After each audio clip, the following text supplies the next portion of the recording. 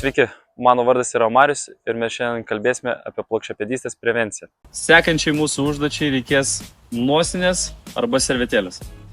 Ją dedame ant grindų, Uždedame koją, suimame pirštais, kaip prieš tai, kai spaudėme praeisime pratime, pakeliam, painam ant žemės.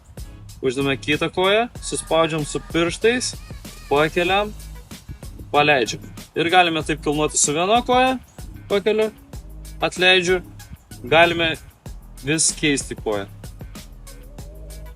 Lygiai taip pat galima integruoti į namų tvarkymąsi šią veiklą ir vaikai gali surinkti žaislus. Pavyzdžiui, paima Lego kaladėlę, įdeda į tam tikrą vietą, kurios buvo sudėtos. Ar kitą minkštą žaislą paima, perdeda į kitą vietą.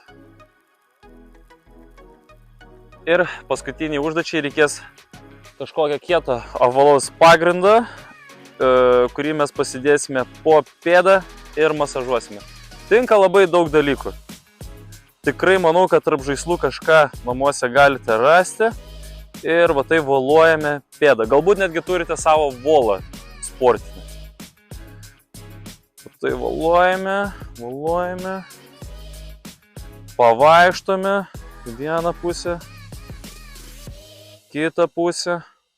Man asmeniškai šitas pratimas yra sunkiausias, nes labiausiai skauda, to skausmo nereikia bijoti, nes raumuo nėra pratęs prie įsitempimų. Taigi, ačiū, kad žiūrite ir iki kitų susitikimų.